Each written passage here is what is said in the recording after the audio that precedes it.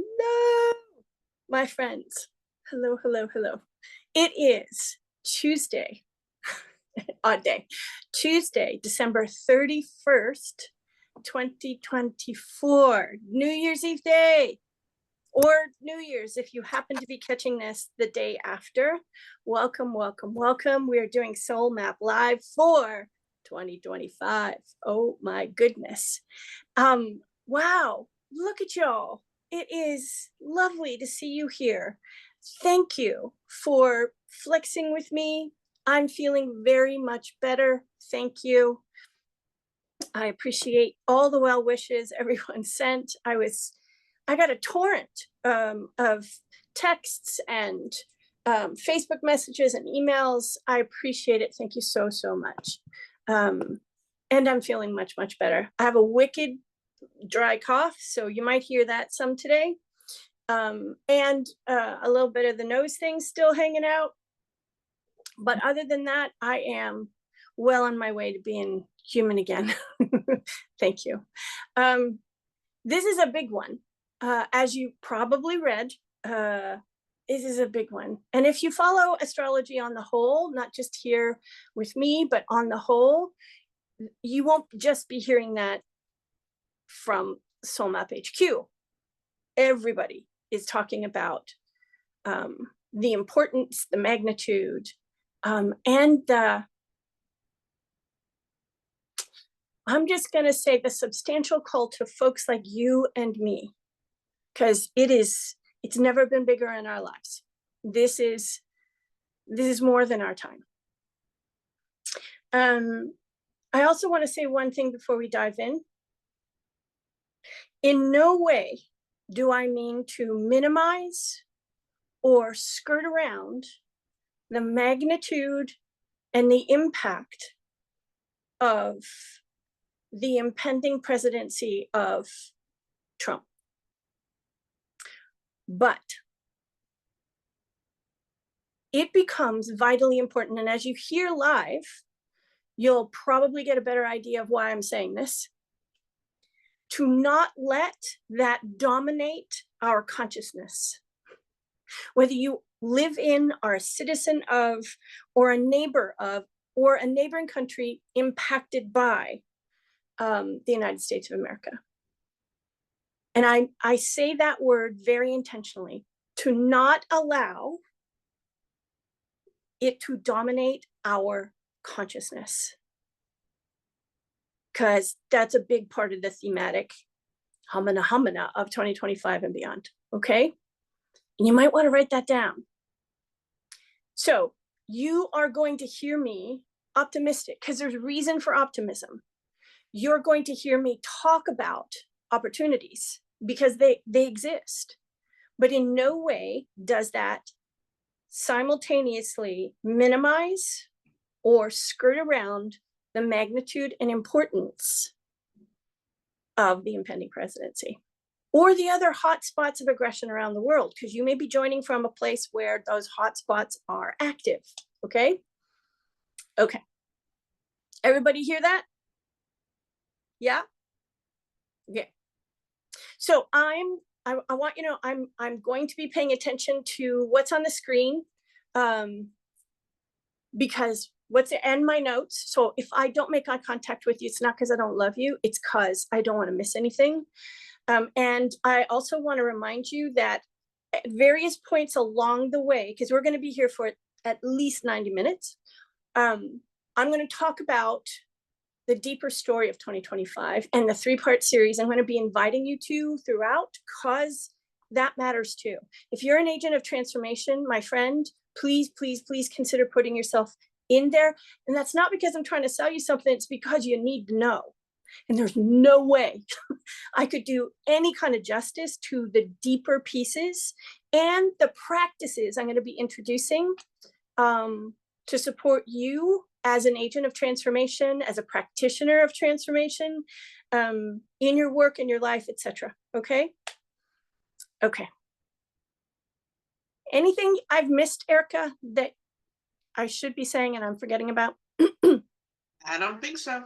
Thank you, ma'am. Alrighty, let's go. Ready? Erika. All right. So keep a lookout on Thursday, the 2nd of January, for your 2025 favored fields PDF we're polishing and live for 2025 replay. Okay. We are this close to a holiday, and I'm not going to ask Erica to do work on a holiday. Okay. So check both your email or our Facebook communities for those being published. Okay. And if you're listening to the replay or checking the notes now after the fact, never mind. Carry on, my friend Erika. So before we dive into the big, and I do mean big, backbeats of 2025, there's a handful of things very much worth keeping in mind. So we are gonna take the time to review them because they matter. And you'll hear me talk more about those mattering as we go throughout the year, but also in the series. So let's go. Next slide. We have entered whole new era territory. We're not approaching it anymore. We're squarely in it. And as I've been listening to my profession talk about all the things, I kept hearing Genesis moment, Zenith moment. And Genesis is a word you might want to go do a Google on, okay? Because understanding what that means could be important to hold it in your consciousness, okay? As a result, the astrology of 2025 is utterly unprecedented for a couple of reasons.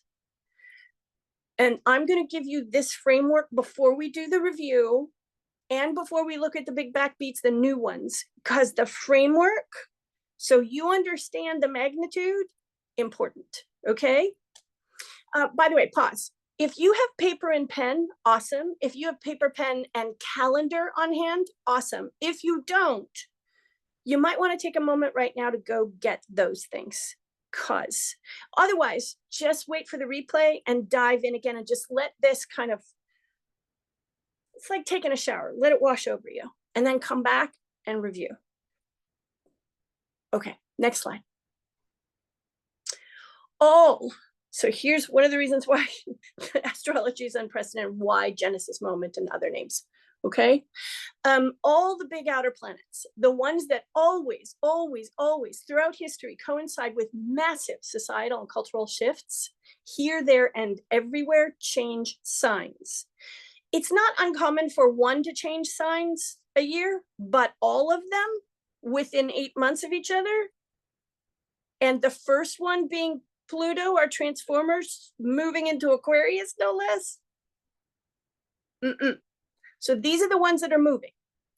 Our transformer, our dream keeper, our inner guru, our fortune finder, and our benevolent rebel. Now, for those of you brand new, because I see some new names, hello. I took the liberty of changing the names of the planets for one particular reason. Often when we have a kind of familiarity with something, it's easier for us to hear the word and just kind of plow and not be in beginner's mind, we can be in with unconscious and unwitting assumption that we know all there is to know. So I took the liberty of creatively changing the names to give us cause to pause, because that prompt to just plow on will interfere now more than ever. So, that's why. There are other reasons, but that's why. Okay, here are the dates of the shifts. Now, we do know that Pluto already changed, but when we look at the degree of change and within what time frame it's happening, 8 months. 8 months. And the other 4, are happening after Pluto shifted into Aquarius. And that is the umbrella under which the shifts and impressions and influences of the other 4 are kind of falling under. And that's important to know too. Here's the thing. Next slide.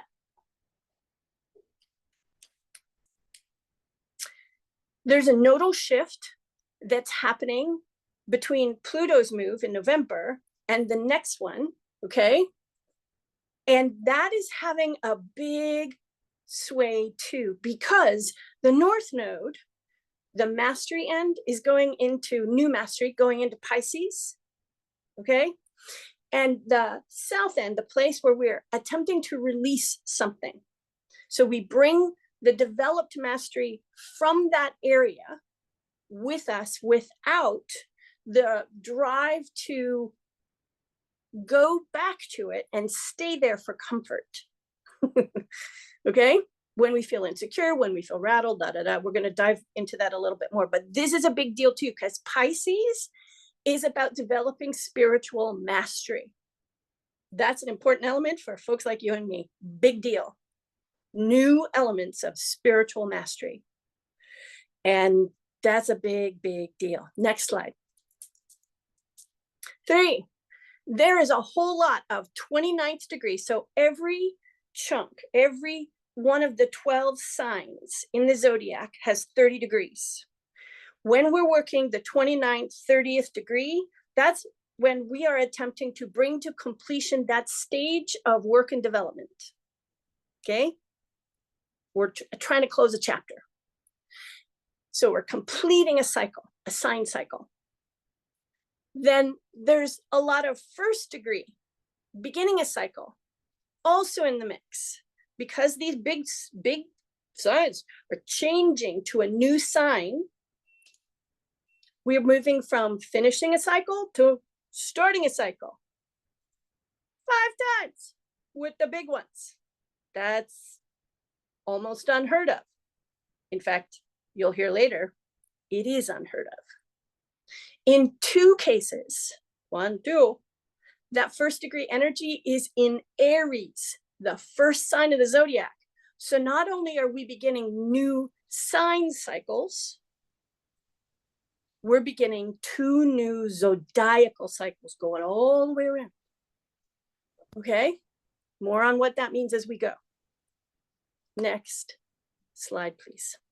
4th, the farthest planets, Uranus, Neptune, and Pluto, will become connected and work together through what's called a minor triangle, which is a rare and super powerful type of team up. Okay, and that's going to be effect the last 5 months of the year, a little bit on into the next year, and there's a peak, and we're going to want to know what that is. Okay, because this becomes very important given the tone of everything, etc., etc., etc. Okay, next slide, please. There's a whole bunch more rare and very potent societal change team ups. So if you're astrology savvy and you know what these terms mean, cool. So there are sextiles, trines, but there's also conjunctions and squares and opposition, like all that stuff going on in series in some cases, and that matters. There's just no way I could cover them all. But here's the thing to know. It's these team ups and the gobsmacking deeper currents in them combined with everything else that made me know I had to create and offer the 3-part deeper story of 2025 series, because they're going to be affecting us. And given that we are, as a community, aware that we are agents of transformation, not only are we devoted to our own process, but to being of service in the world, this is like beyond need to know. Because there's just no way in a live, even though it's 90 minutes, to do justice to it. First, I'd overwhelm the living daylights out of you, and we'd be here for hours. So we're going to talk more about that as we go too. Next slide, please. We're going to do this in quarters, and hang on, go back to the previous slide for a minute, Erica. Isn't Erica's slides gorgeous, folks? By the way, such great work. Thank you, thank you, thank you, Erica and Jody, who's our graphic beauty artist here. I want you to know, those 5 big planets, the big outer ones that see and sponsor all societal change, all cultural change. I had to go back and back and back and back to find the last time, which was 1,000 years. But it has never happened while the first of the 5 to move was Pluto shifting into the humanitarian Aquarius. And I mean that. I researched for months and have not found it anywhere. And I checked with others who practice astrology and they couldn't find it either. As far as we know, this has never happened before. Okay? So to some degree, when I say the word unprecedented, and I know that word's been thrown around a lot in the last year or more, it applies because we've never been here before. Okay?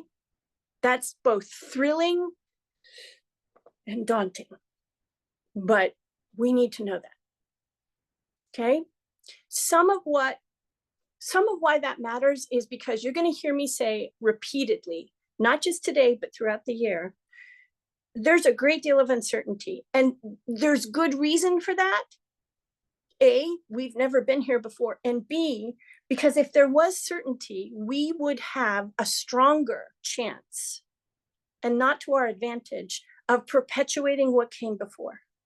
When we are in territory we've never been in before, we have no real alternative but to attempt to bring forward that within us we've never had to before, to find truly new ways of approach, of thought, of liberated sensibility, etc., etc. Okay? So even though this is going to be uncomfortable, as it is also extraordinarily optimistic because it calls out the deeper and the truer from all of us. Now, there's going to be many who are going to flip, whether they know they are or not. And we have to be a counter to that. And you'll hear me talk about that throughout live too, and the series. That's why part of the why the series. Okay, next slide, please. We've never been here before. Because there's so much kicking off and going on, and will be for a good long while, it just made sense to frame and track things thematically and by quarters. So here's the themes. Q1, the retrograde quarter, with Mars, which is already retrograde, and Venus coming into retrograde later, because they tell a piece of this story and it becomes an important thing to understand. So, because some of us work with this, and I want to make sure you know about that so you can take it into your practices and into your work. Q2, okay? Everybody know what Q1, Q2, Q3 is? I'm going to check the chat real quick. I don't see anything. Okay, so I'm assuming that you know what that is, okay? So Q2 is the change quarter, because that's when multiple big outer planets shift signs, all righty? Q3 is the minor triangle quarter, where the rare triangle that I talked about earlier, where that collab peaks, and that matters. And then Q4 is the water trine quarter, when Jupiter in watery Cancer teams up with Saturn and Neptune, our inner guru and our dream keeper. And that really matters. Now, I'm not going to talk a whole lot about Q4 right now because no space, no time. That's going to go into, you're welcome, Peggy. I love it too. It really, really helped. I wrestled with this until I broke it apart into quarters. And because the narrative builds quarter to quarter to quarter, the narrative of Q1 prepares the way for and prompts the unfolding of Q2, et cetera, et cetera. It becomes part of the unfolding narrative, okay? It's an interconnected, synergistic narrative for the year and beyond. So we're not just talking about 2025, we're talking about a couple of years. Now, here's the other piece. The story is also when we have to participate in as called for it to unfold and start to make sense. Remember I talked about uncertainty, there's absence of clarity in some places. We really, really, really have to be working with our interior and our intuition to move in the direction of call so that we can help the unfolding happen the way it needs to. One of the things you'll hear me say, and the folks in the current and my coaching clients, they hear me say this a lot. The divine is begging for us to partner more deeply with it because we are an intrinsic part of what's happening. The understanding that divine doesn't really need it, it's going to do whatever it's going to do. And you'll hear more about that as we go too. Okay, next slide, please. Okay, let's kick things off by reviewing the big backbeats already in effect. All right, it's time now we have that framework, that understanding. Let's go. Next slide, please. Okay, our curative effect, Chiron, working through Aries. The call to reclaim our power and story through active healing. Now, I'm going to tell you personally, this is the one I've been leaning into all year. Because I knew, because of this, that reclaiming my ability to be in power, and I don't mean power over, to be in my capacity to powerfully author my own story was going to be key. Because it's right at the beginning. We're going to talk a lot more about Chiron working through Aries throughout the year, but I wanted to really hit this one because my friends, boy, has taking this seriously in my personal work and healing mattered. If you have not been, if you remember this from last year or you're brand new and you hadn't heard this before, please make it priority. If you're a member of the current, we'll be doing that together, okay? It moved into Aries in 2019. It's going to stay until 2027, so we got 2 more years, and that's to our advantage. You'll understand more about why that is as we go. The call to actively heal while reclaiming our creative power from whatever hold pain, trauma, disease, and faulty narratives may have on us. Now, this call goes out to everyone. Because this is a collective call, people like you and I are hearing it more clearly, but there is from a great many who are not accustomed to consciousness practices, don't even know what they are. And they are reactive to this. We've been seeing it in the headlines, okay? The more you lean into this, the more we lean into this, the more we act as balance to that. We're going to talk about that more in the series, and not kidding. The return to or creation of healthy boundaries and personal storytelling and living. You're going to hear me say this often over the course of the next couple of years. We live the stories we tell, even if we don't realize we're telling a story. We live the stories we tell. And we live them not just by, writing it down or telling it in the head, but in how we behave, whether or not we have boundaries, where we do, where we don't, how well we're doing, et cetera, okay? Whether or not we say to ourselves we have power to meet what's challenging us as individuals, us as a collective, et cetera, okay? The urgent call to cultivate self-possession and self-possessed action regardless of circumstances. Now, this has been beaming out to us in 2019. 5 years. That's not an accident. Not a coincidence. And we got 2 more years and more reason than ever. So note, pay attention to the innovations in healing to date. This has sponsored, poked at. Get it? The resistances to healing to date. And pay attention to the upcoming changes in healing that this and all the other big changes will bring. Because, again, interactivity, interweaving, okay? Big deal. Now, notice that this is in the sign of Aries. Aries has a very important role in the larger story of the year, and we're going to pay attention to that, so I'll revisit that in a bit. Next slide, please. Our dream keeper, otherwise known as Neptune, working through Pisces. This is the call to higher purpose. This has been going out to us since 2011 and stays until a next sign preview period. So this will move and stay for a while, giving us a preview, and then it's going to come back to Pisces so we can finish things up.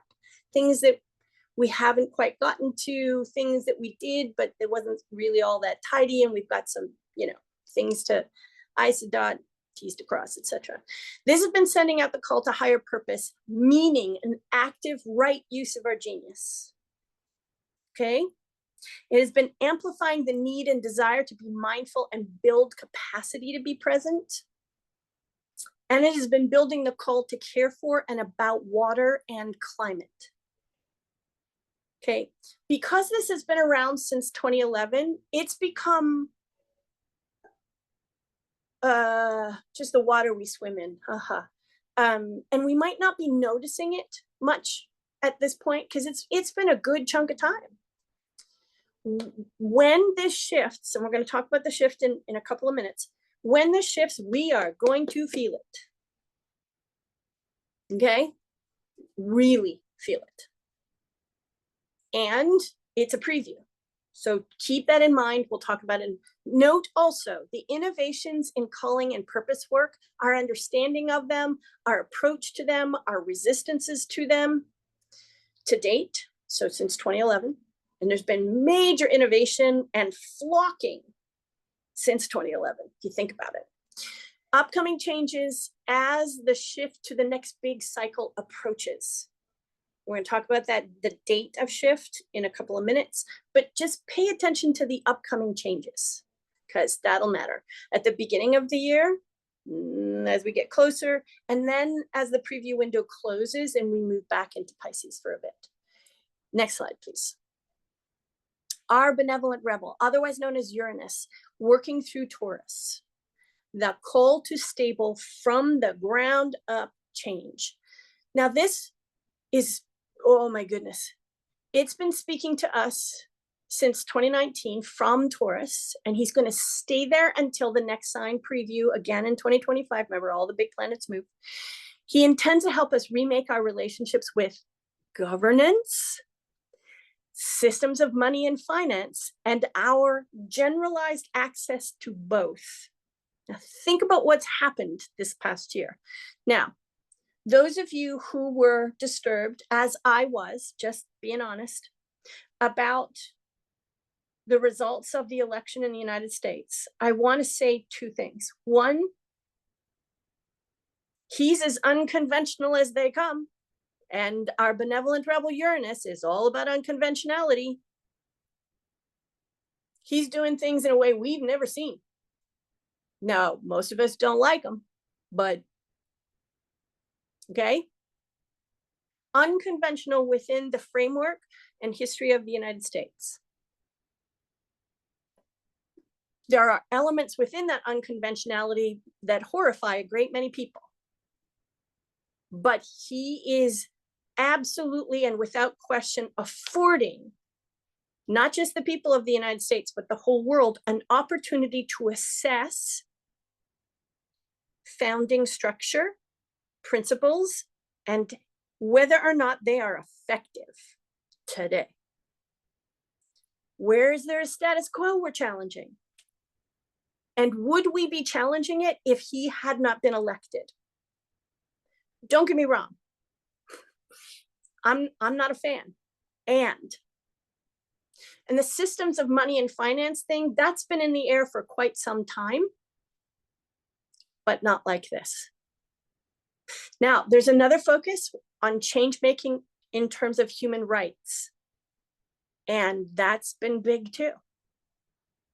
Note, the unconventional don't tell me what to do shifts in the above to date around the world, and that's including aggressive hotspots.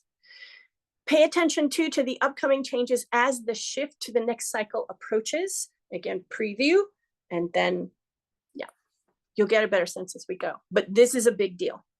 And again, because this has been around 4 or 5 years, we've kind of become accustomed to it, swimming in the water. So we don't really notice it. But boy, when this changes, we're going to notice. Okay? Next slide, please. November the 19th, 2024. Our transformer Pluto shifted into Aquarius, where it will stay and work hard for us till 2044, kicking off a historic 20-year cycle It hasn't happened since the 1770s, almost 9 generations. Now hang with me because this has a number of slides. We're gonna dive deep here because it matters. The universal spirit of transformation, life, death, and rebirth calls for profound societal and cultural change. Now here's the thing I want you to remember. There are places and spaces where change needs to occur that we would not ourselves as humans opt to have significant change, because we feel that those things are absolutely fundamentally necessary. And in our proxy's wisdom, so things are going to shift. Things must die so rebirth can occur. For those of us who know ourselves to be agents of transformation, this is a call to come to the front of the line. And it's also, it's simultaneous a and a oh shit. And that was made very clear to a great many people in November of 2024. Because a whole lot of folks and their aspirations politically, particularly in the United States, didn't come to pass because something else needed to happen. And I don't say that, remember I said, I'm not trying to minimize or skirt around the impact. I'm really not. But we have to pay attention to whether or not that dominates our sense of the possible and our consciousness, our ability to be present and to continue to be creatively empowered. Because we're the ones who move to the front of the line. Next slide, please. Let's dive deeper. So I want you to note that May 4th till October the 13th, our transformer will have their first retrograde while working through Aquarius, which is when we're going to be reconsidering what power is, particularly as a community, as a people, a nation, and as a species. That's the big revisit. There's a lot more to it than that, and we'll talk about that more both in the series and when we get closer to the retrograde itself. But I just want you to know that at the front end, probably every year for a couple of years, we're going to be asking ourselves big questions about power. And we're going to be examining where our sense of power is caught and all tied up, and how to help ourselves go about reclaiming and integrating that. Okay, here's the key things of note for folks like us. And I'm underline, underscore, talking about this forever. You might get annoyed, but bear with me. Transformation of the transformation field, holy moly. Get ready, y'all.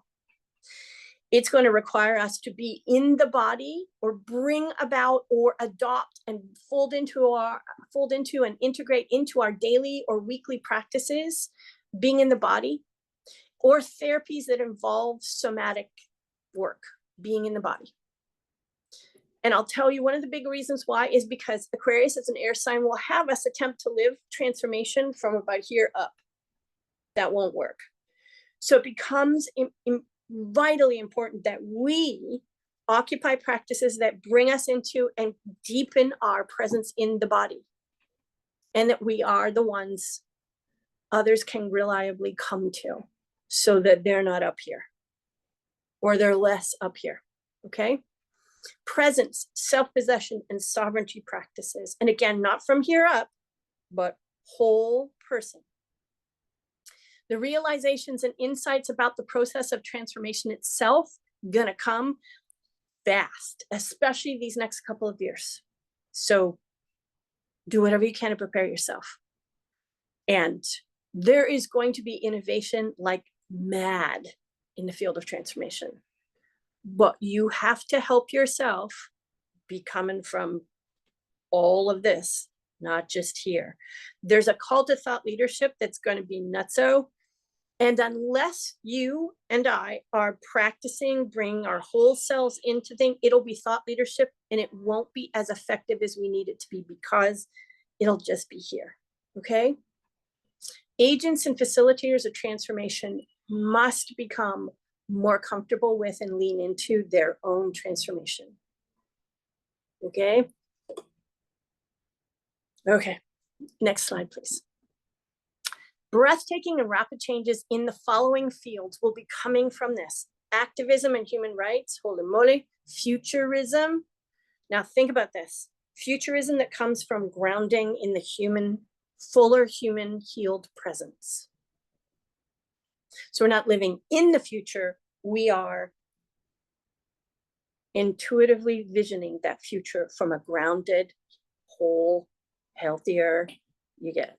Technology in the online world, oh my goodness, AI, AI, AI. And the more you resist that, the less open to what your wisdom and soul wants to transmit to you, so you can be of service as this is happening, because it's going to happen. There's no stopping it. But how we can contribute to it, that's another thing. Electric and alternative vehicle, energy vehicle boom, oh my goodness. Info sharing, quantum leaps. And we've been through a quantum leap in the last 20, 25 years. Nothing compared to what's coming. New electronic currency develops and economic framework changes around that. Creatives, IP versus AI. There's going to be sweeping negotiations, deals, legal developments of all kinds with this one. Okay? Holy moly. So if you consider yourself an artist, of any kind, a writer, a painter, you know what I'm talking about. That one's speaking to you. Next slide, please. Tidal wave of new genres in creative work, things that we can't even imagine at the moment. Whew. Storytelling, narrative for the greater good, communication. Oh my goodness. And that gets added to by the other big changes that are coming. Media transformation, literacy training, disruptions of dominance. Remember, we started to not allow what happened politically, what will be happening politically, to dominate in here. Okay. Disruptions of dominance can mean a lot of things. Critical thinking training, self-possession, sovereignty, shared sovereignty, redefining power, over versus with. Okay. Leadership, transcendent leadership, everyday hero or heroine to leader. We're going to be seeing it. Some of us might be this. Okay. And any place in you that goes about leading, go explore. Next slide, please. Ethical stands that allow us to forge new or strange alliances, local and international. And that speaks to us too. Think about AI as just one example. Pharmaceutical, medical, and wellness innovations. Beauty, longevity, anti-aging, self-care. Okay? I want you to remember, we have a nodal shift working Pisces at the north end. Imagine spiritually insightful, spiritually oriented, spiritually led anti-aging. Longevity. Beauty. Fashion conscience. So materials, sourcing, production, marketing, the whole schlemiel. The development of a fashion conscience, the whole field. Communal innovations. Sharing is more than caring. And that's a big bucket too. Reimagining public spaces and societal beliefs and habits. Are you guys hearing favored fields? Micro and macro co-living community and changes in real estate and development. Excuse me, to boot.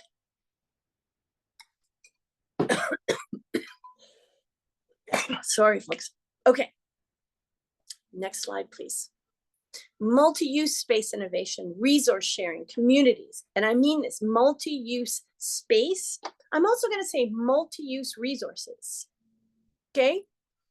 Just, oh my goodness. And that will bring about challenges to the notion of ownership and me versus we. And we've got a lot to grow into.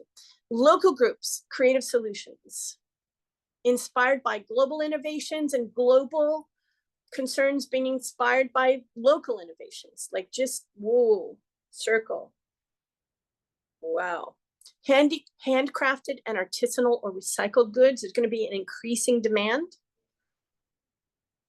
Third space boom. If you don't know what that is, write it down, go Google after we're finished, especially in colleges and university, but not exclusively.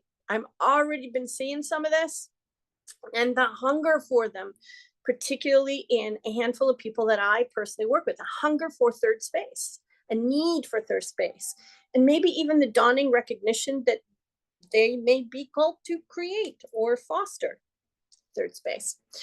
Conscious coupling and uncoupling, conscious communing, okay, conscious relating. There's a number of people in this community whose work involves relationship. Oh, I'm talking to you. Sustainability and wealth building utterly transformed from a grow to a what? Hang on, what's the impact? And a shift in business models. Okay, next slide, please. Things to watch for: economy changeability, and things are just going to be in flux. There's going to be, in fact, it's already started, a doomsday boom, kind of like Y2K or the Mayan calendar willies, but bigger. This notion that, you know, we're walking towards a cliff and that dominating our consciousness. And without our recognition, even for those of us who practice, to be living in anxiety and fear. And practicing in a way that the intention is to feel it less, not address it and depose it as the leader in our conscious orientation. Okay? Traditional values decline, but there's going to be continued polarization first. Okay? Democracy under attack or evolving. Weird weather patterns. We've already seen some of that, specifically in 2024. School protests. We haven't seen anything yet. Water wrestling.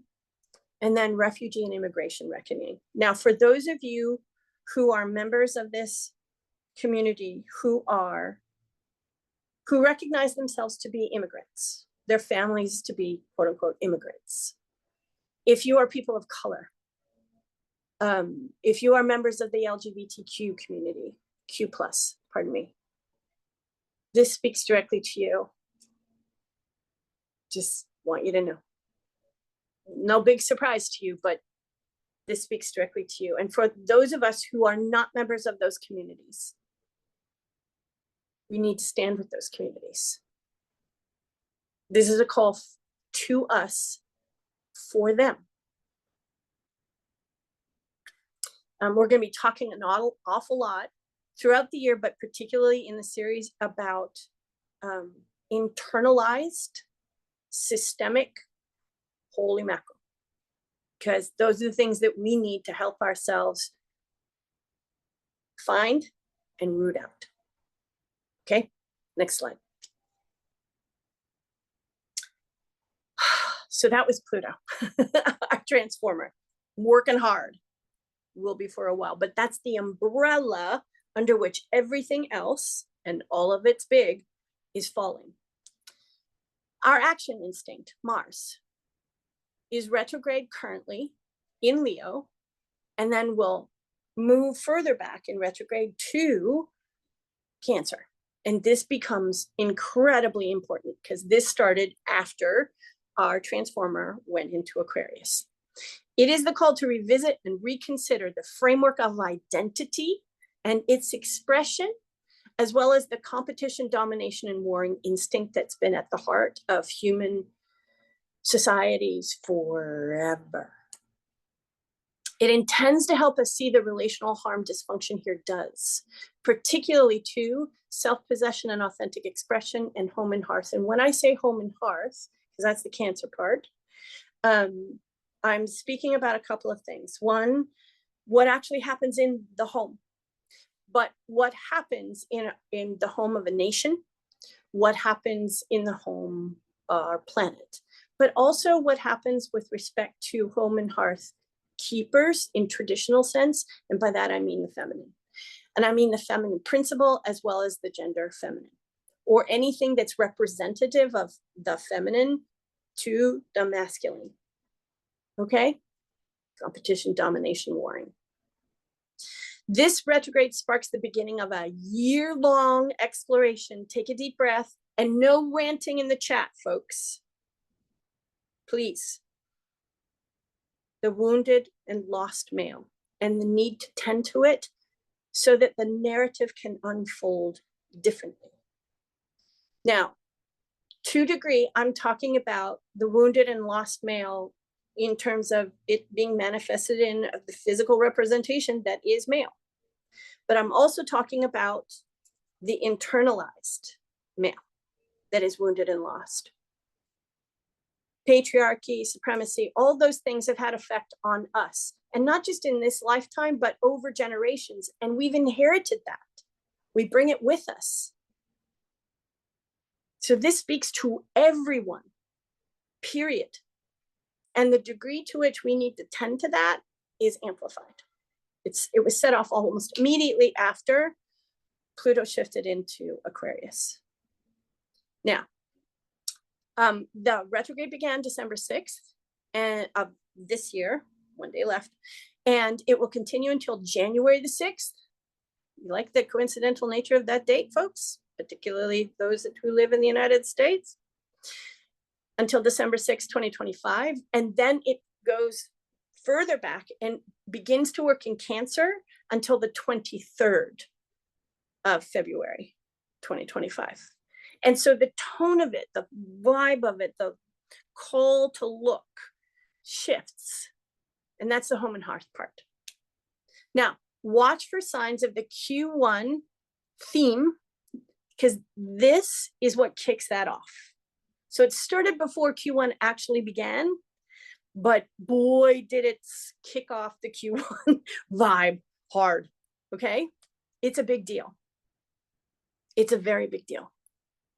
And again, it is the anchor of the unfolding narrative, the unfolding interconnected narrative of the entire year and beyond. Alrighty? Next slide, please.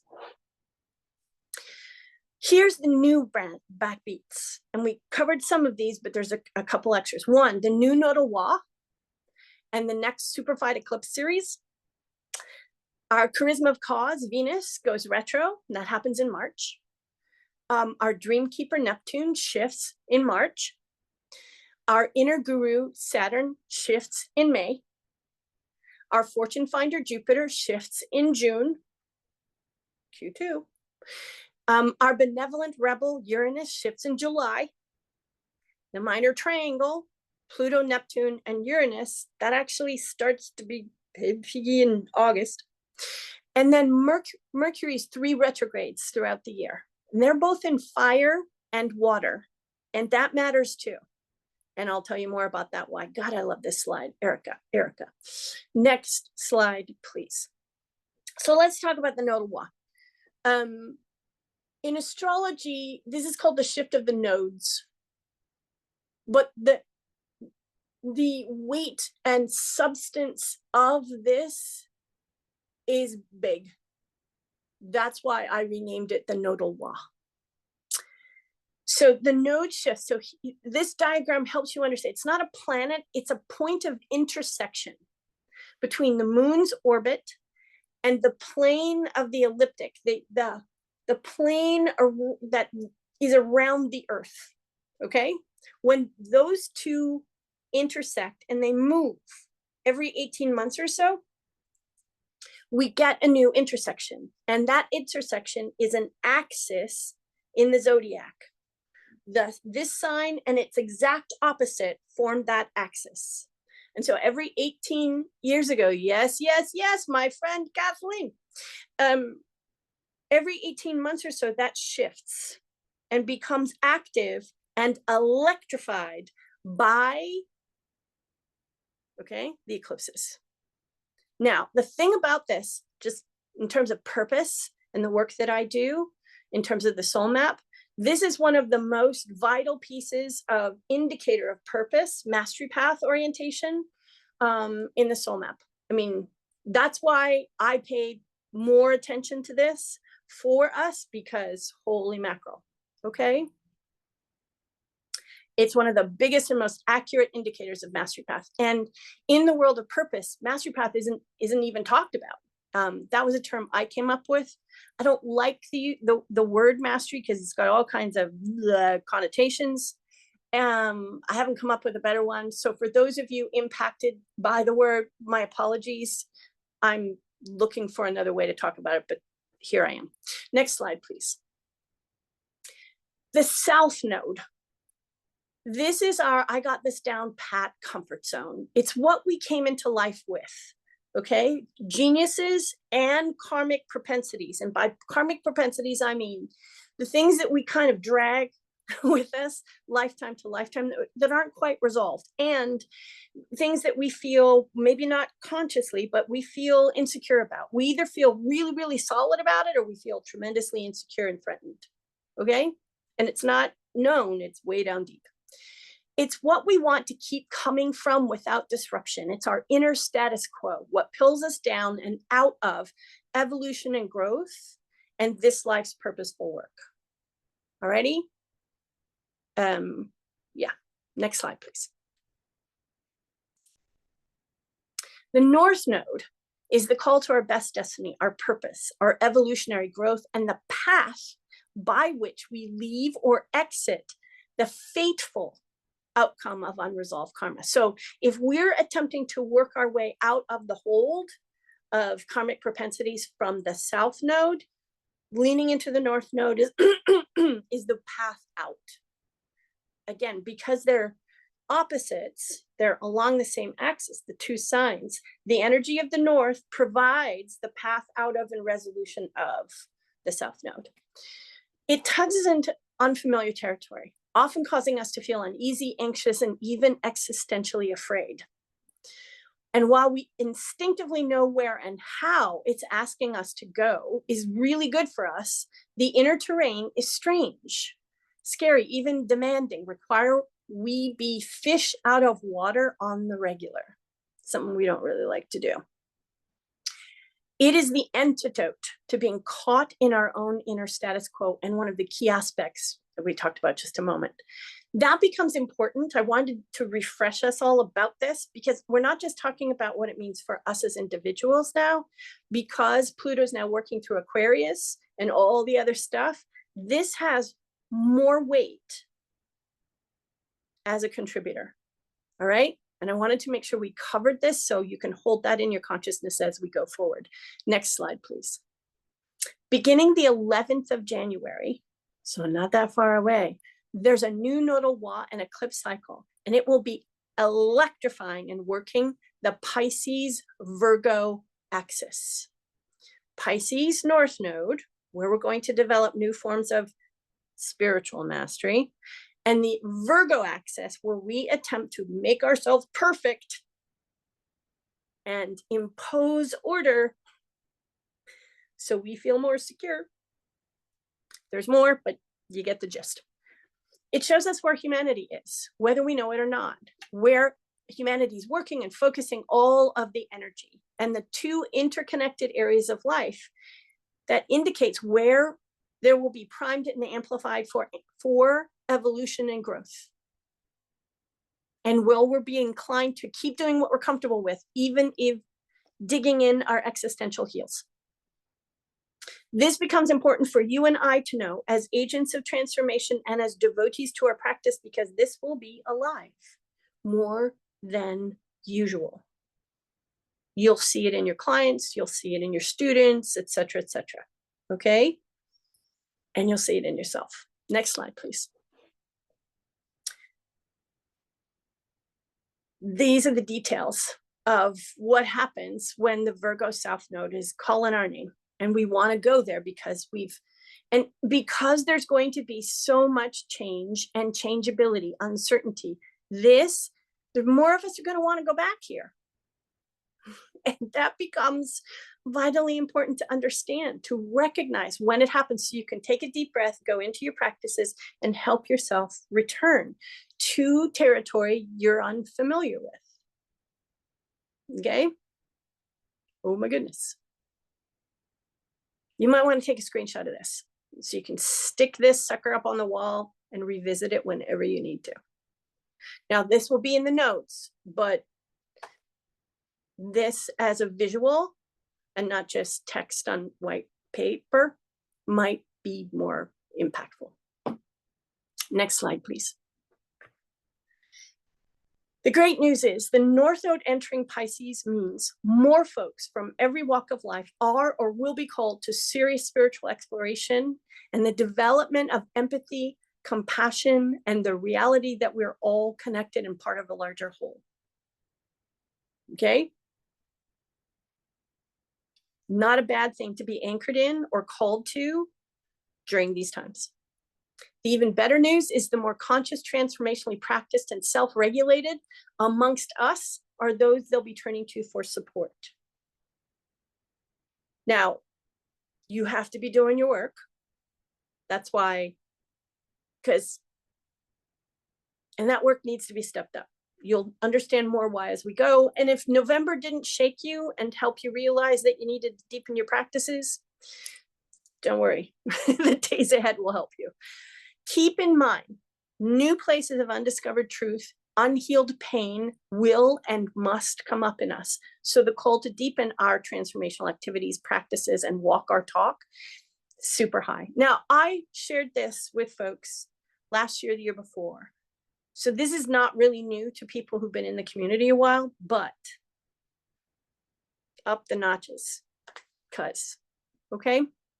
Next slide, please.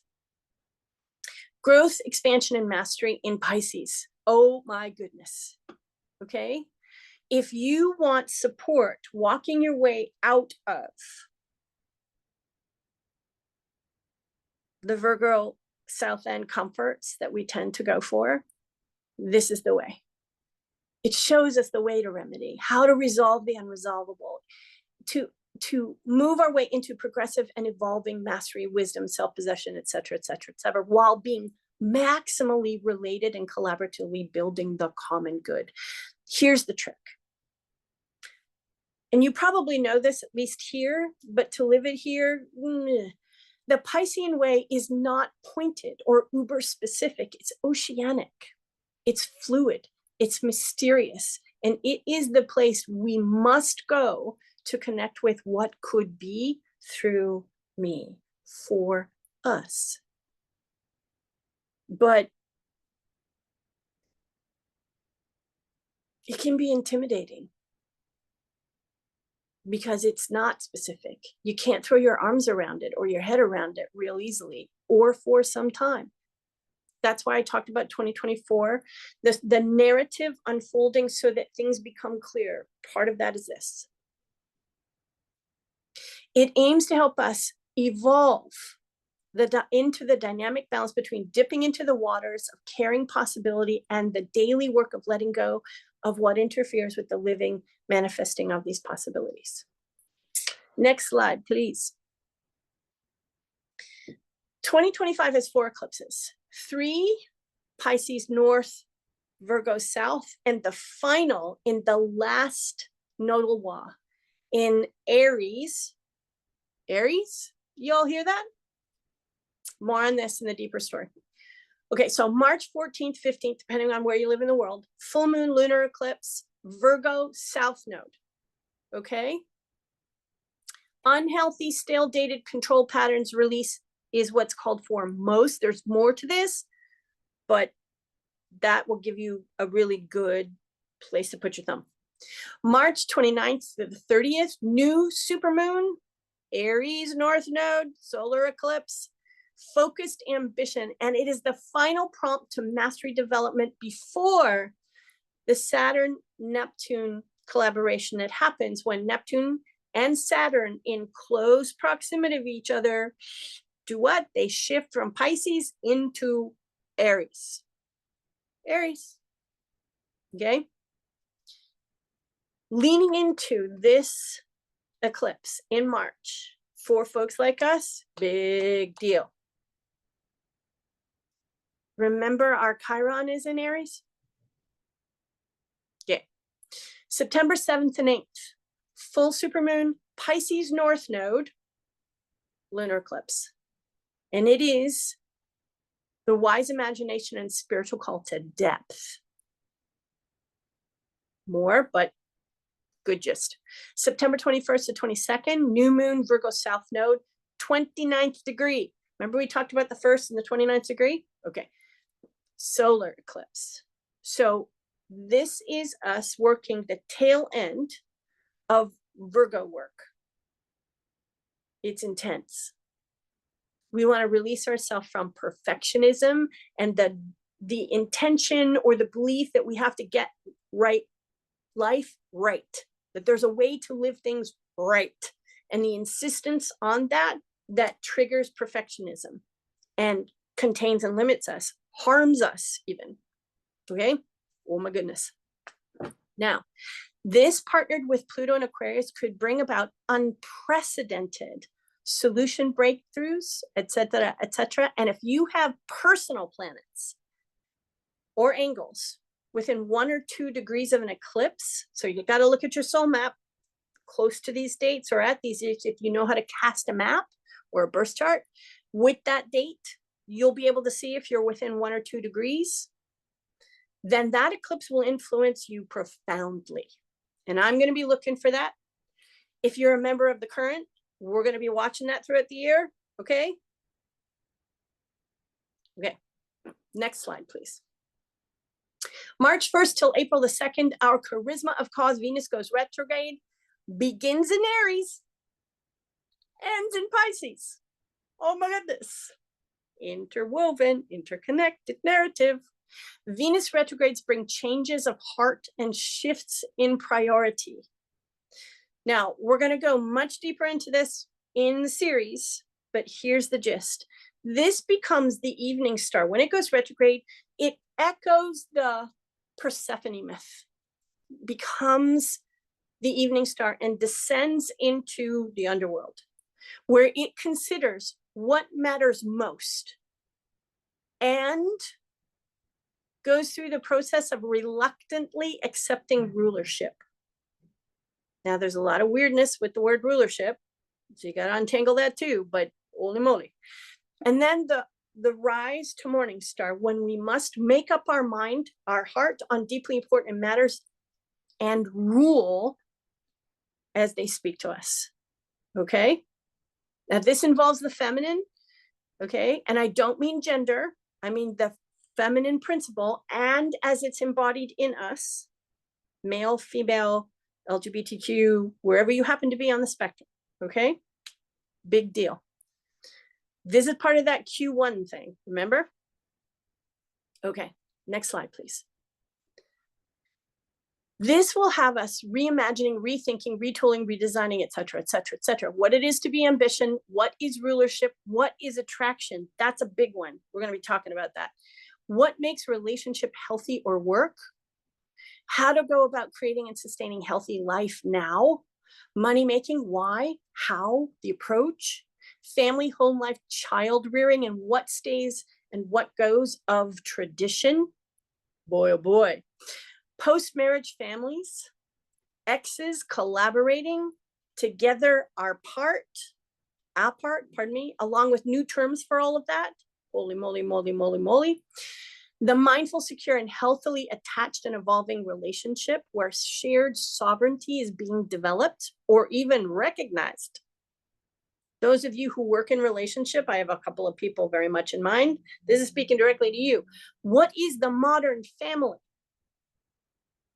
And much of that has been coming from 1 or 2 countries in particular, but we're going to be experiencing more of this coming from international expressions. Beyond the family, new roles, new arrangements. There's going to be, in fact, there's already started a surge in women's 4B self-determinism. And you might want to write that term down if you're like, what the hell's 4B? Go do a Google, okay? And it's very, very possible that there will be a mini baby boom late 2025 because of this retrograde. Okay, watch to see, but I would not be surprised. Next slide, please. Again, very much part of the Q1 theme, working with the reverb set off by our action instinct Mars, retrograde December through February in Leo, male expression in Cancer, effect on home, hearth, and the feminine. Okay, remember the wounded, lost male?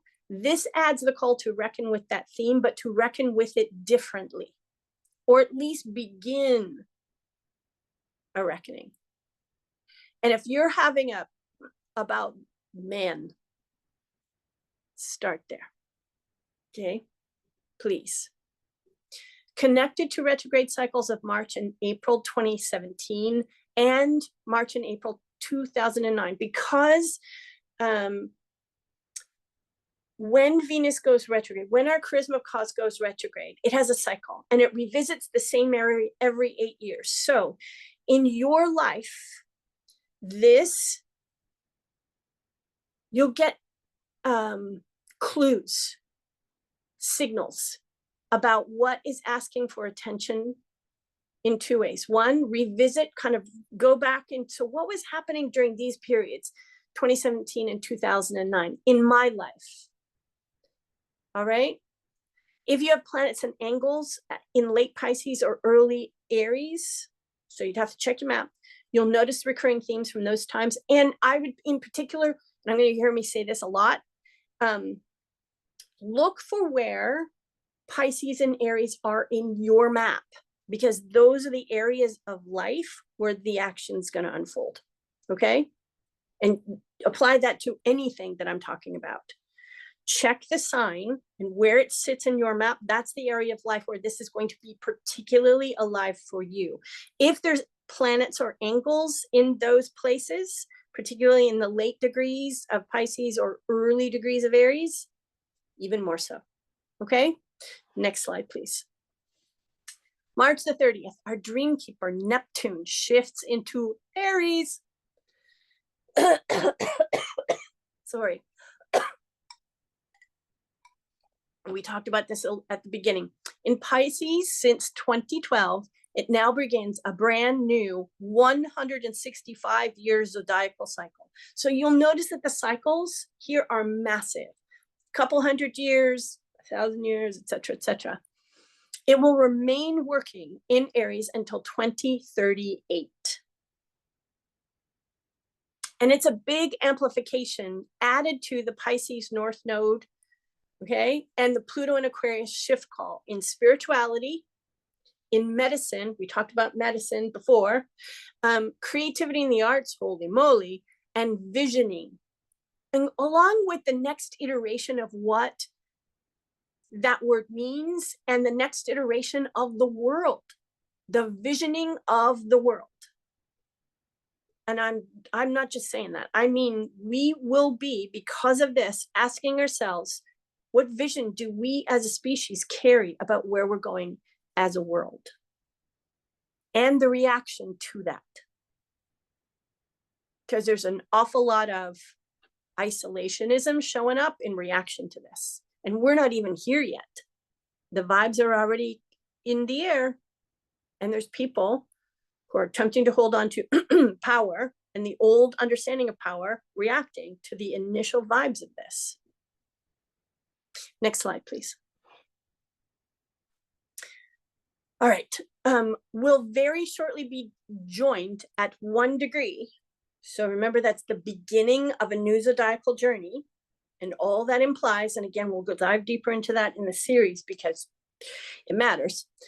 By our inner guru, Saturn, because Saturn's going to be shifting into Aries as well.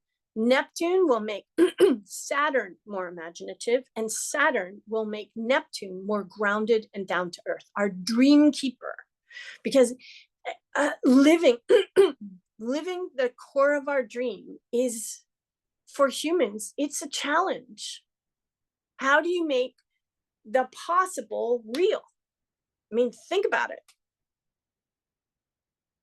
And that's not an empty question. These two working together, it's the odd couple of of astrology. And if you don't know what the odd couple is, Google. Yeah. These two partnered this coming year at this time. Boy, it matters. Its aim and its potential is the more successful bringing of visionary dreams into tangible, awe-inspiring reality. Okay? And again, I'm not kidding about that, but it's work. So, July the 4th, there's a retrograde. Begins in Aries, and it asks us to reconsider, reimagine what ambition can do. And there's a difference between egoic ambition and sacred ambition. And that will be in here too. You and I are going to know about that, but a lot of people won't. And then October 22nd, Neptune's retrograde takes it back into Pisces. So March 30th to October 22nd, we get a preview of what it will be like when our Dreamkeeper Neptune is working through Aries at the 1st degree, partnered with Saturn. And then it goes back until December the 10th. And it's still in Pisces because it's got to move forward back into Aries, and that'll happen in 2026. But during that back into Pisces retrograde, to reconsider and reimagine what compassionate vision might create. Now, here's the thing for folks like us. I want you to know it's very, very, very possible that many may begin to experience a dark night of the soul or spiritual crisis. No kidding. This could trigger that. Now, they may not raise their hand or start looking for help for a while, but this will kick it off. And you may need to be there to let them know you're there for them. And then the retrograde ends December 10th, and it continues to begin. It starts to move forward again. It won't firmly move back into Aries until 2026. We'll have the preview window. Okay. Next slide, please. May 25th, our inner guru Saturn shifts into Pisces. Oh my goodness. Okay. Joins our Dreamkeeper, etc. We'll spend several months collaborating at the 1st degree together to prep the field and powerfully activate key themes. Now, Neptune stays there for a good chunk of time. Our inner guru will only be there for a couple of years. Its orbit around, our, right? It moves faster. So it will be there for the preview window in 2025, then move back his retrograde, etc., in 2026 and stay there for a couple of years. Not as long as Neptune, but for a good chunk of time. So here are the themes: creative constraint and contraction, time and tradition, structure and the concrete, discipline, responsibility, ambition, authority, ownership, protection and control, legacy and permanence, business, enterprise, building, nations, cities, empires, companies, businesses, fortunes, maturity and age. Its pace and its speed is slow. And that will be a balancer. Many will resist to all the speed, the rest, okay? And it involves the creative masculine principle. This will also have a really significant interweaving effect on what we understand in common spiritual or new age understanding circles about things like creative constraint and contraction. Because many of us believe that contraction is bad, should not exist. It is evidence that we're doing things wrong. And Saturn, as the keeper of these things, goes, excuse me? They would not exist if they did not have purpose. So you might want to rethink that one. That's okay. Take your time. I'll be here. Okay. All right. Now, the other piece to keep in mind, this will help progressives. It will call progressives and aim to help us open to the value of tradition and the conservative. Just saying. Okay. It will challenge us. And there's good reason for the challenge. Next slide, please.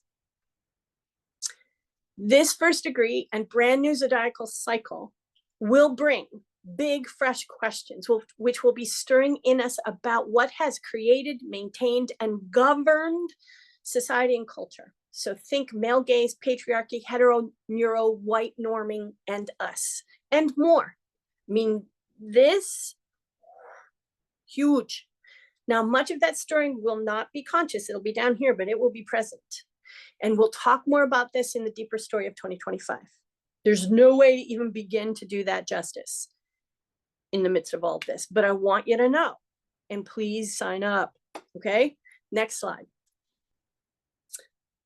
On the 9th of June till June 30th, our fortune of June 30th of 2026, sorry, should have added that. June 9th, 2025 till June 30th, 2026. Can you make a note of that, Erica? We can change the notes. Our fortune finder, Jupiter, shifts into Cancer. Oh my God. Talk about bright, bright, bright, bright, bright, bright. It in Cancer is exalted at peak strength and positive impact. Like Jupiter is yumina, yumina, yumina, but here, okay? Double, triple focus on healthy growth, healthy comfort, and healthy prosperity. I'm going to dive into some of the deeper story stuff because I want you to carry this with you. Our fortune finder, Jupiter, oversees two wildly important things, among others, and there are others, but these ones, first, our beliefs, how we make sense of the world, okay? Because that's part of our fortune as we live. The world and our world. The world and our world. Our social circles, our neighborhood, the groups of people that define our sense of belonging. Okay, next slide. In other words, how we believe we fit or don't in the world, and who we believe fits or doesn't in the world. And whether we are open to the wealth that those people carry and is necessary to the healthy and fortunate function of the world. The impact of those things on the stories we believe, tell, live, and make real, also big part of this. So two types of Jupiterian considerations matter more than ever in 2025 and beyond, because this goes into 2026. Belonging, social aspirations, finding, convening, growing, and nourishing our tribe. Memberships, my friend, community, gathering, convening, supporting, serving. Oh my goodness, but just know that all this other stuff is at work, okay? The stories we tell and believe in, which control our ability to see and be present for and in real opportunities and manifest. So the stories we tell, the stories we believe in, and the stories we make manifest.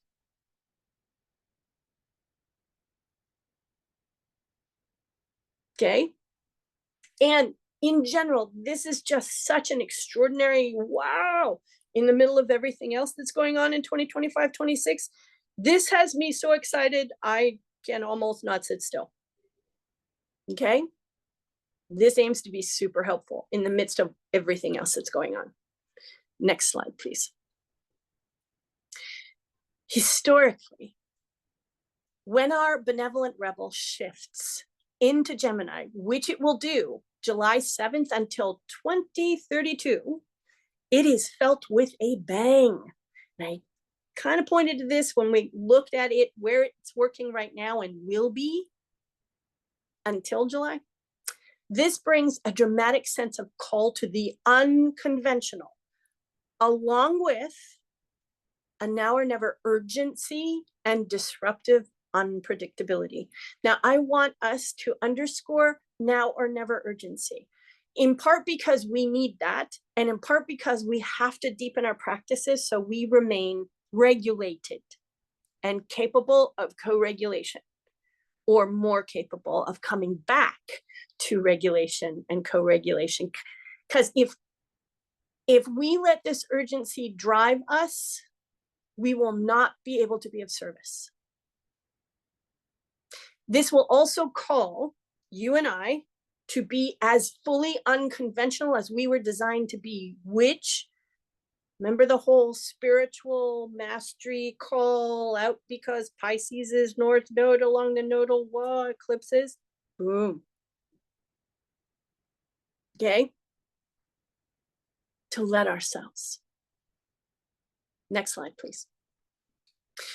This will trigger highly eventful innovations and rapid changes that challenges and even defies, as well as permanently alters the status quo. Internal status quo, nodal wall, and the external. So ideation and thought leadership, which I mentioned before, but not just from here, from us, got to come from deeper. Fame and celebrity, writing, authoring, and poetry, storytelling, all forms, journalism, and journalism as a whole, communication media, all forms, speaking, language and its development, learning, teaching, education, mediation, consulting, coaching. Ooh, if you consider yourself and know yourself to be a consultant or a coach or a teacher, facilitator. Sales and selling. Now, remember that this is working with other things that are calling us more deeply into self-possession, sovereignty, spiritual mastery. Selling and sales could change dramatically. Midlife, last chapter, blooming, nursing and wellness, and then career diversity, multi-role, multi-application, multi-field. You'll hear me talk more about this. It's also in the PDF that we're going to be publishing on Thursday about favorite fields. It's a big deal. Check your map for the location of Gemini because it's in that area of your life you're going to see personal developments most. Okay? I know I said it before. I'm going to say it again, but please pay attention to this. Oh my goodness. Oh my goodness. Oh my goodness. Next slide, please. August till December, minor triangle. Remember Pluto, Neptune, Uranus? Let me say a little bit more about this. We'll explore this much more deeply in the series. The minor triangle is a rare and dynamically powerful configuration that involves, and again, this is for the astro-curious. Blow this off if, like, don't let it have your mind go nuts. Neptune sextiling with Uranus and Pluto. At the same time, Uranus and Pluto trine. You kind of got to be astrologically in the know to get what that means. Here's the thing that's really important for folks like you and I. The power and energy in this triangle, in this configuration, is focused through our dream keeper, Neptune, who's working in Aries. Our transformer, Pluto, and our benevolent rebel, Uranus, both in air signs, act as supporting pillars and facilitators of that focused energy coming through our dream keeper. What's that mean? Okay. Favorably for months fuels the birth of a new human age via Aries, vision held and represented by our dream keeper, who is essentially deeply spiritual, okay, and compassionate, empathetic, connected to the all. Its potential is a new understanding of life, creation, the divine, even the very concept of existence itself. And we're going to talk about that with another thing, but we're not going to talk about it till the series because it was just way too big to put in here. And then 3, all this in concert with breakthroughs through information communication technology and even AI. Okay. Here's the one thing I want you to know. So in addition to the south node of the nodal wall being the place we go to for, I know this, I feel comfortable here, I feel shaken and insecure, you know, a little bit threatened, so I'm just gonna come from here. Same thing can happen when we meet this call from our dream keeper, because it's also the keeper or the overseer of dysfunctional response, which is illusion, fantasy, escapism, and addiction. And I want us to be honest about that piece of things. All of this, yamana, yamana, yamana, and because there's so much uncertainty, and because this is expressing through the first degree of Aries, and because we're wrestling with our own internalized dysfunctional masculine, which has been kind of calling the shots since the beginning of humanity, this is a big deal. And we are going to have to hold it with and for the people we serve. And we're going to have to be leaning into it ourselves. But look at those points, what it offers us. Keep your eye on that. Okay. Next slide, please. Fire and water. Our communication savant, Mercury, goes retrograde 3 times. Now, why? I'm not going to go too deeply into what the retrogrades means. We're going to be covering that over the course of the year. If you're in the current, we'll do that a little bit earlier, but here's the thing to know. Why I'm emphasizing fire and water. Fire is the creative impulse, and it is the element that Aries inhabits and works through. So every time a retrograde of Mercury, communication, among other things, goes into a retrograde in or through fire, whether it's all fire or whether it starts or ends in fire, it will go zzz with all the other Arian activity. We're going to be reviewing, rethinking, reimagining, reengineering the way in which we communicate, the way in which we are communicated to, the story we're living inside and collectively under the way we've lived fire and the Aryan principle. Okay? So, retrograde 1. Water, let me just finish that. Water is the echo of the Pisces and Cancer. Yamana, yamana. Come back to what we know most deeply. And you got to let go of a lot of this to do that. Deepening our practices, bringing ourselves back to spiritual practice and principle. That's why this matters. Weaving into the larger narrative. Quarter by quarter by quarter. Okay? So the first retrograde, those are the dates. And I included the pre-retrograde shadow and the post-retrograde shadow because I figured we'd want to know about those. Keep this in mind. You want to be observing these when you are planning to communicate because this could interfere. And this year, the interference could be in your favor because disruptions, that's kind of the name of the game. But in order to work well with those disruptions and use them as creative, dynamically creative, powerful potential, you got to be doing your work. Otherwise, okay? And you'll know better during the pre-retrograde shadow how that's going. I also wanted you to have these days so you can plan. Next slide, please. Retrograde number 2. Pre-retrograde shadow starts in June and it starts in fire. Ends in fire. This one, and because it's Leo, it involves expression, authentic expression. Think about all the other things that are being called forward this year. Worth knowing. Good question, Melissa. And that's up to our practice.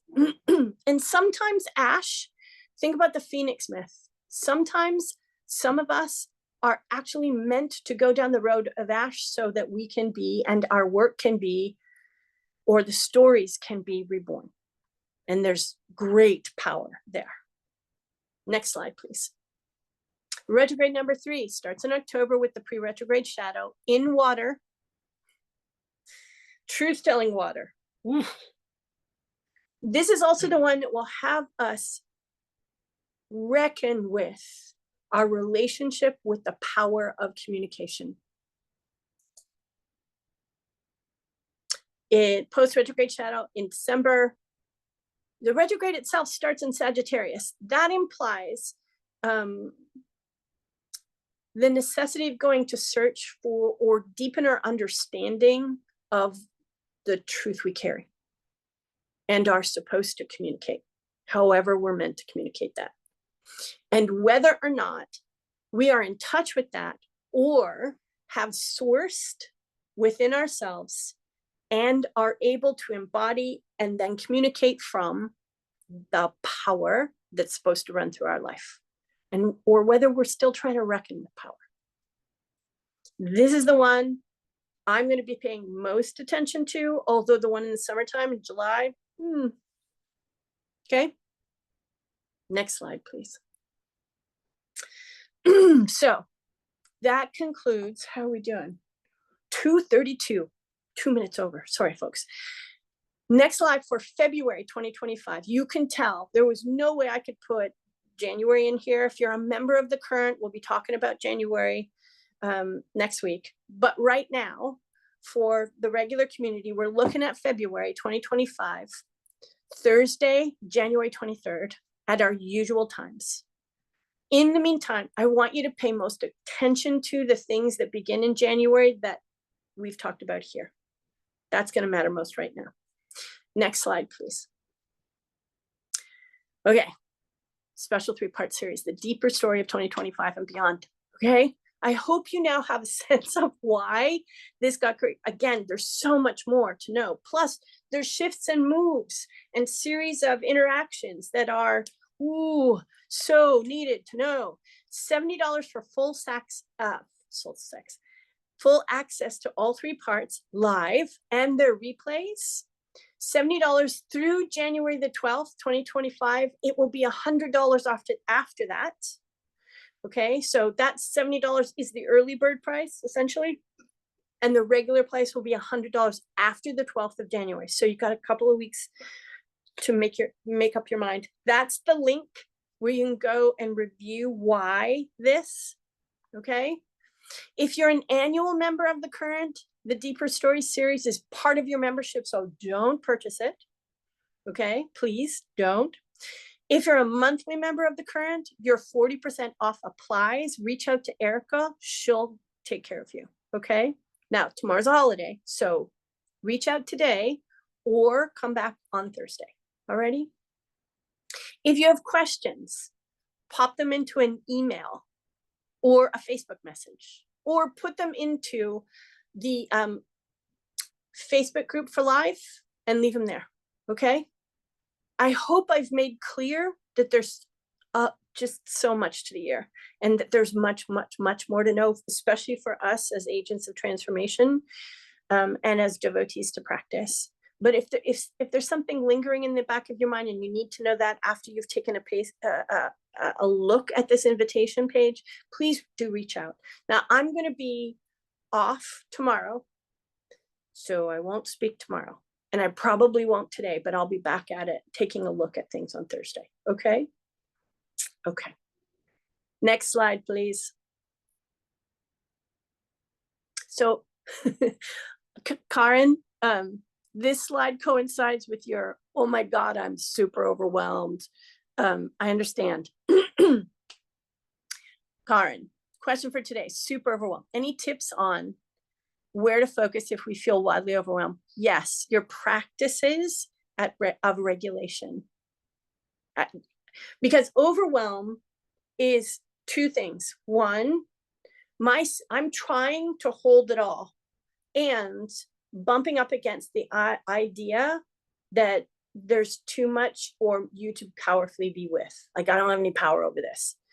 And that will affect your nervous system. That will kick you out of regulation. So the best way for you to help yourself with that is go involve yourself with your regulation practices so you can return to center of gravity. And then come back to this.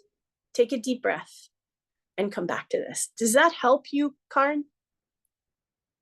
You're welcome, Peggy. Thank you. Yes, it does? Okay, great. Great, great, great. And please join us for the series, because there's some tips and stuff, practices there that will help you. Alrighty? This was a lot of information in 90 minutes. It is. Because we're talking about a whole year and we're talking about beyond, and we're talking about huge things. So it's not a surprise the fact that people may be feeling overwhelmed and unregulated is actually a good and necessary thing, because it helps people like us go, oh, I really do need to deepen my practices. Oh, okay, got it. Those of us in the field, from all vantage points, all directions, all approaches, we're going to be bumping into this a lot. In fact, the people who in our field have kind of lived in, I got it covered. I'm pretty good. I'm solid. I'm done. They are going to find this year, especially the first 6 months, bumpy. Because the bumps are to help them recognize that they're not solid now. They're not done. Does that make sense? It's not because we're trying to give ourselves a hard time. We're trying to wake ourselves to the next level and deepening call to work. Okay? Yeah. You're welcome, Melissa. And yes, holy moly. Anybody else got a question or a share or anything else that they would like to review? Oh, Alex has her hand raised. Alex, I would love to hear what your question is. It would just be nice to hear your voice.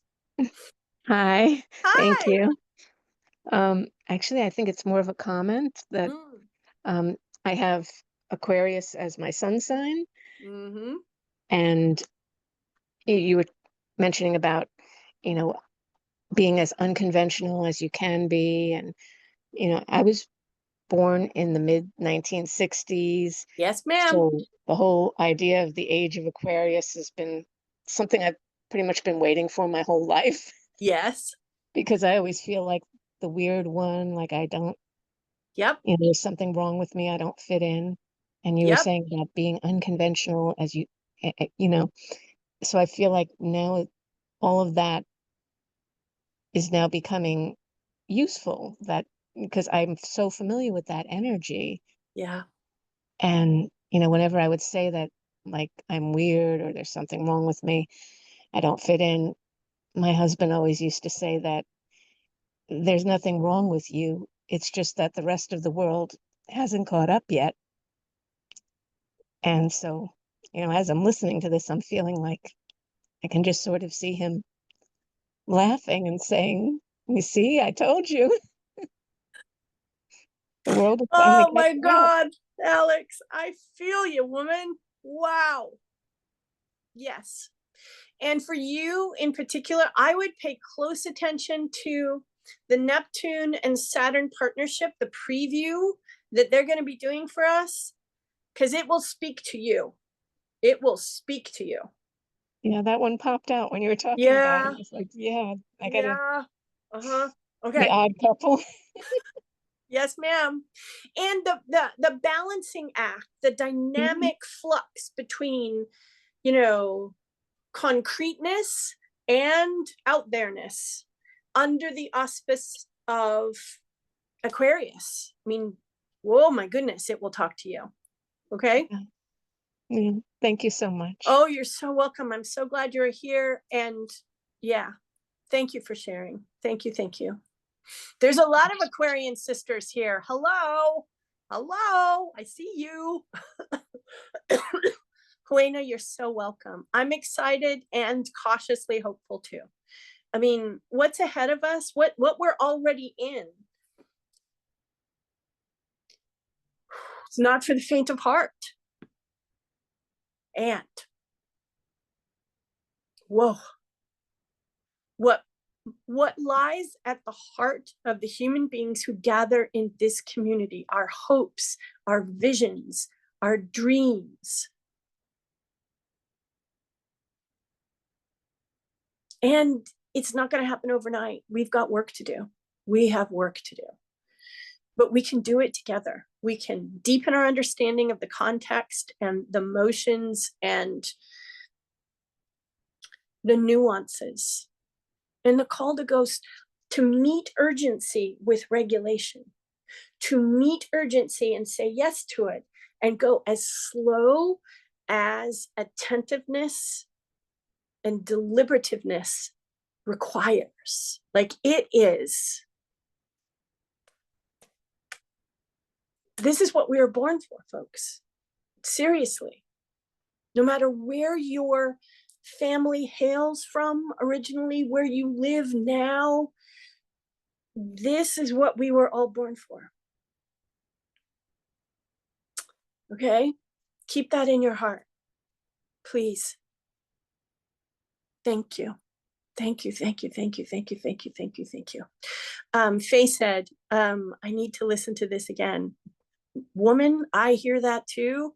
I needed to be with this month to month to month to month so I could absorb it all. And I'm still in the process of this is a lot. And please put yourself in the series. Please. There's more. And it really is need to know. Okay? Yes, Buena. It's assuring to know that I've been doing the prep work for this. Amen to that. Amen to that. Okay. Erica, let me know. Melissa, you've had your hand up. Thank you. Thank you so much for your being patient. I hadn't seen it. You had a question? Not so much question. Thank you for this and the series to come. You're welcome.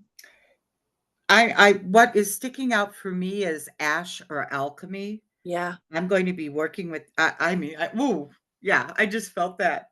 Yep. If we don't master the magic of this, it is going to be tough. On all levels, from the environment to politics to all of it.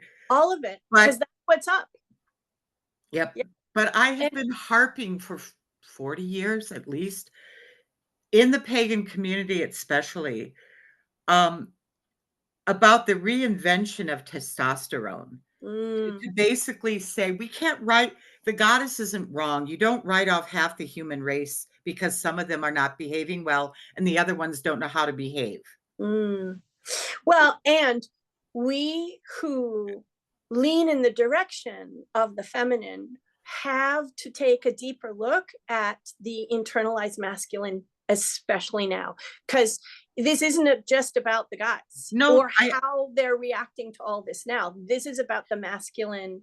Absolutely. I wasn't speaking, it's in inner and outer. Yep. But it's also about what is warriorship if you take away the guns? How are we, because strong masculine men are amazing.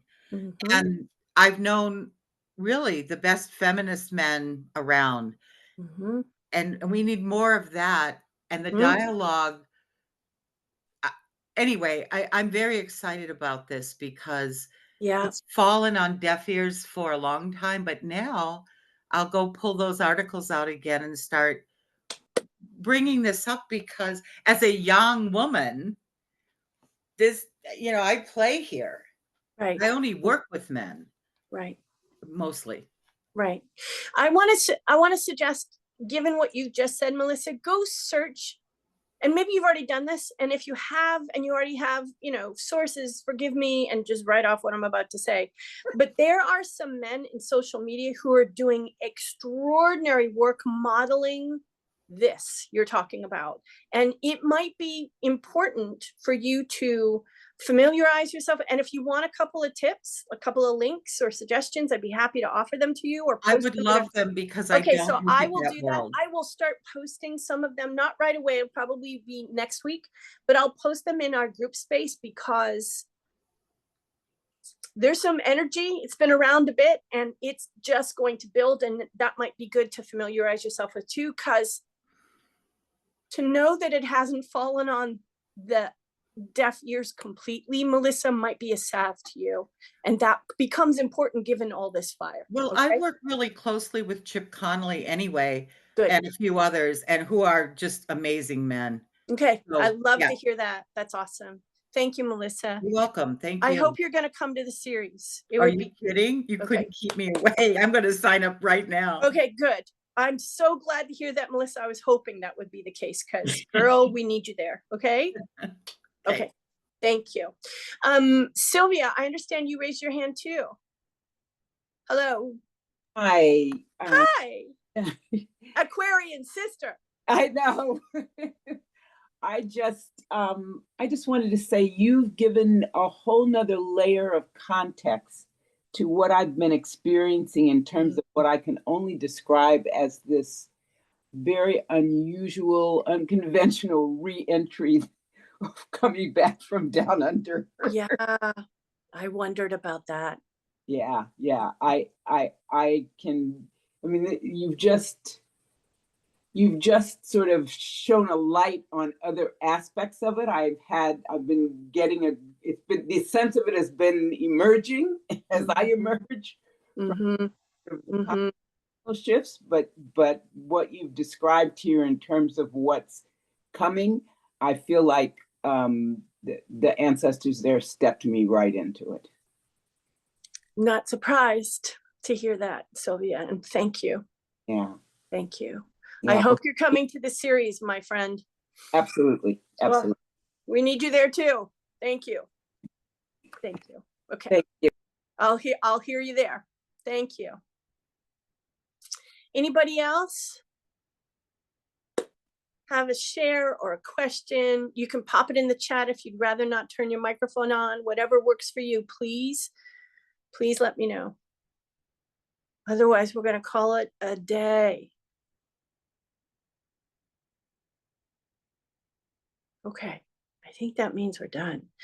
Before we open up the mic so we can say goodbye to each other, I just want to send out a special thank you to Erica. I'm sorry, Erica. And folks, the level of comprehensiveness that was possible in this 90-minute presentation, the preparation for it would not be possible without Erica and her attentiveness, her deliberativeness, her Virgo-ness. Just so thankful to Erica for all her support, her effort, and her care. Thank you, thank you, thank you. Alrighty. So thankful. Yeah. Way to call out the internet. Sorry, man. Me too. And I hear you. And I just could not, because I couldn't do this without you. We could not do this without you. And that is worth saying. All right. I'm going to suggest you turn on your microphones so we can all say goodbye together. Okay. You ready? All right. Toggle your microphone on. I need to hear your voice, my friends. We all need to hear your voice. And I'm not just saying right now. I'm saying that in general. We need to hear your voice. Bye. Happy New Year. New Year. New Year, everyone. Thank you, Lisa. Erica. Thank Happy you. New Year. Bye, Well, everyone. Bye. Bye. bye. Bye. Be strong. Happy Yeah. New Year. Happy New Year.